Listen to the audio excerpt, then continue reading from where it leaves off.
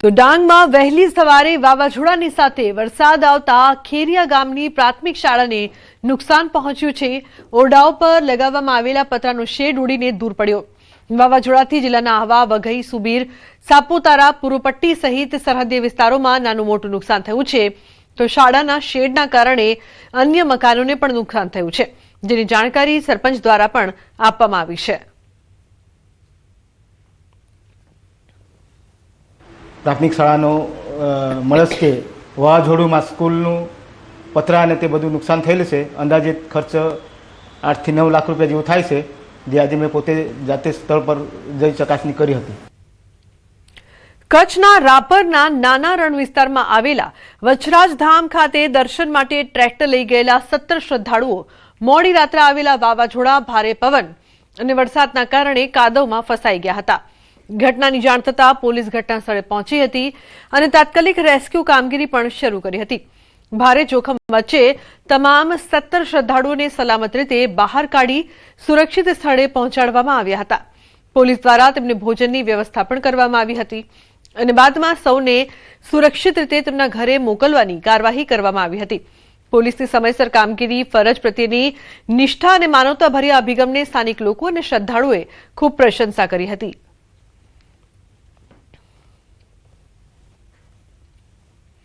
अन्य समाचार की बात करिए तो बिहारना पटना मुसलहरपुर हाट विस्तार में आवेला खानसरना कोचिंग सेंटर बहार थयेली फायरिंगनी घटनाए भारे चकचार मचावी छे। प्राथमिक माहिती अनुसार जूना विवादना कारणे आ घटना बनी होवानी आशंका व्यक्त करवामां आवी रही छे। घटनानी जाण थतां ज पोलीसनी टीम तात्कालिक स्थळ पर पहोंची हती अने तपास शरू करी हती। पोलीसे सीसीटीवी फूटेज कब्जे करीने तेनी तपास हाथ धरी छे, તેમજ સ્થાનિક લોકો અને સાક્ષીઓના નિવેદનો પણ નોંધ્યા છે। ખાનસરે આ ઘટનાને વિદ્યાર્થીઓમાં ભય ફેલાવવાનો પ્રયાસ ગણાવ્યો છે અને કેટલાક સ્પર્ધાત્મક કોચિંગ સંસ્થાઓ પર શંકા પણ વ્યક્ત કરી છે। ઉલ્લેખનીય છે કે વર્ષ 2019માં પણ તેમના કોચિંગ સેન્ટર પર હુમલાની ઘટના બની હતી। હાલમાં પોલીસ તમામ પાસાઓને ધ્યાનમાં રાખીને તપાસ કરી રહી છે અને દોષિતોને ટૂંક સમયમાં ઝડપી પાડવાનો વિશ્વાસ વ્યક્ત કર્યો છે। पूरी तरह से इतनी गोली चलाने लगे 10 मिनट में ऐसा लगा कि जैसे अफरा तफरी हो गया। लगभग कितना राउंड गोली चला है? 8-10 राउंड तो हम देखे हैं। 8-10 राउंड हम देखे हैं, हमें क्या पता। अभी पीएमसीएच में एडमिट है, उसका पूरा सर फट गया। क्या लगता है कौन किया होगा ये?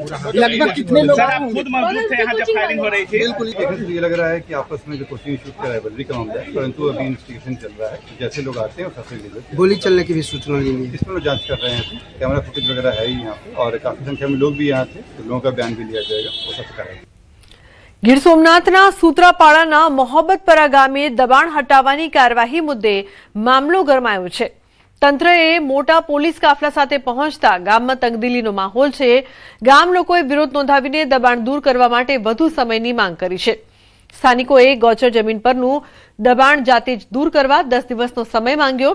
મોહબ્બતપરા ગામે ગોચર અને રસ્તા પરના દબાણ દૂર કરવા સ્થાનિક વ્યક્તિએ અરજી કરી હતી। તંત્ર અને ગામ લોકો વચ્ચે ચર્ચા બાદ 10 દિવસની મુદત આપવામાં આવી છે। તંત્ર દ્વારા સમય અપાતા મામલો હાલ પૂરતો થાળે પડ્યો છે।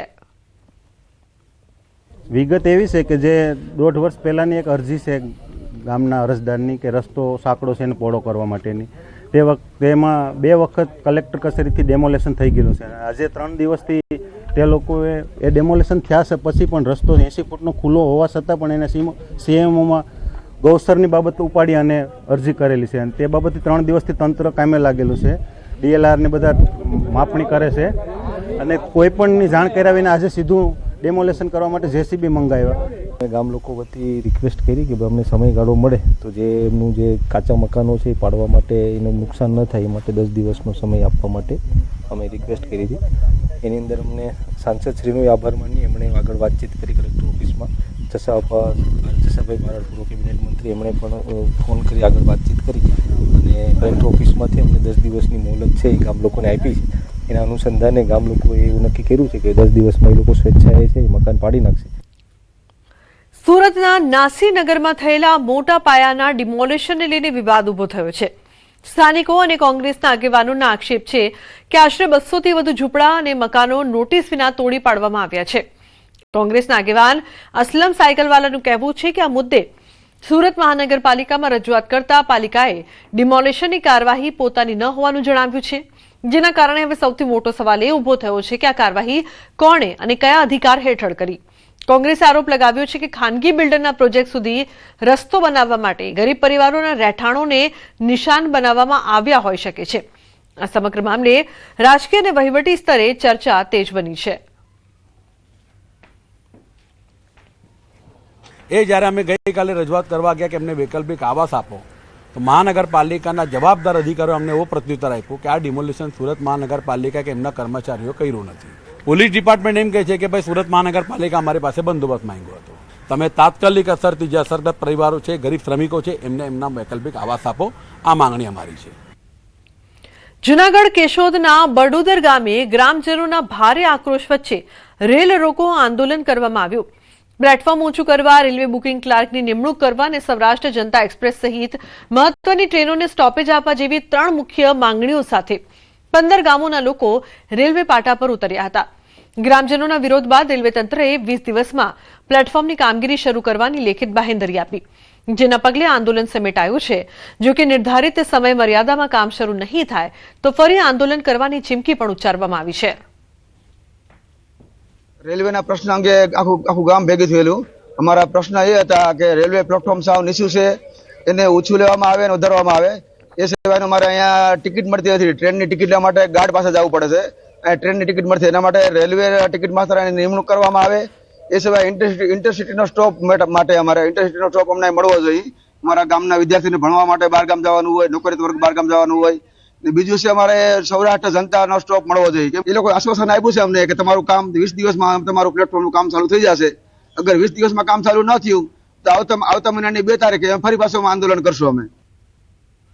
સમાચારમાં આગળ વાત કરીશું એએમસીમાં પતિરાજ।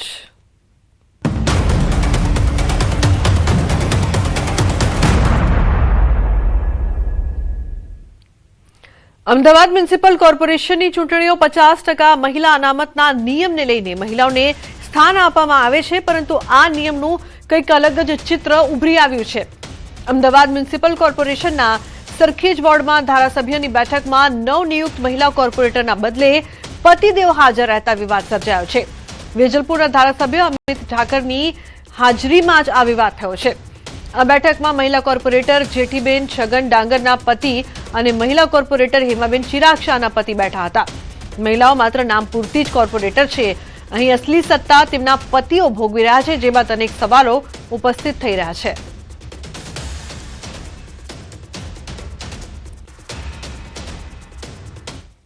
ખાખીનો રોફ જમાવતા પીએસઆઈ પીડિતના ઘરે માફી માંગવા પહોંચ્યા।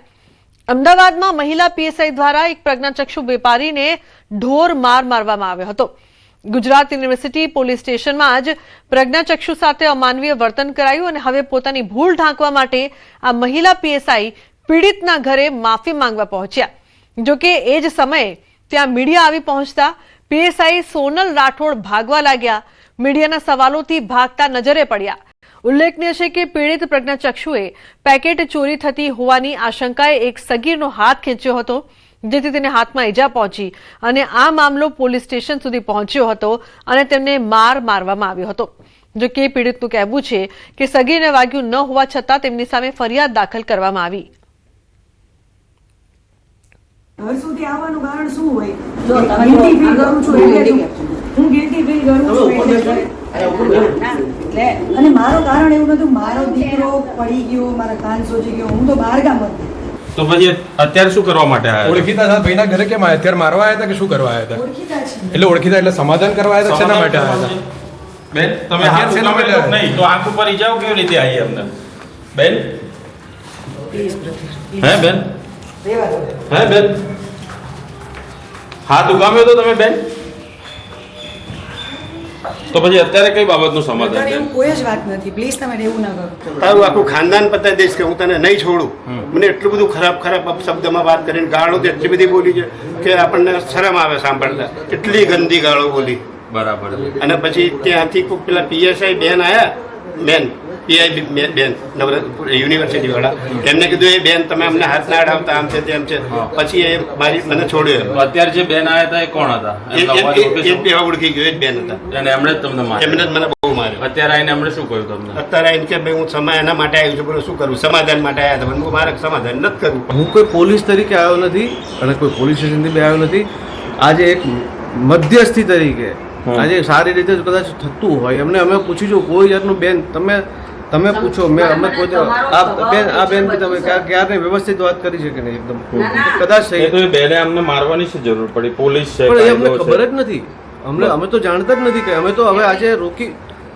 તો તમે અહીંયા શું કામ આવ્યા છો અત્યારે? આ બેન આવે પહેલા આવીને તમે બેઠા હતા, એનું કોઈ કારણ કહું તો છું એક મધ્યસ્થી તરીકે ભાઈ એમને કદાચ સારી રીતે એમને પહેલાં તો એમની તબિયત મેં પૂછી આવીને કે એમને સારી રીતે એમને સારું હોય, બધું વ્યવસ્થિત હોય, એમને જે કરવું હોય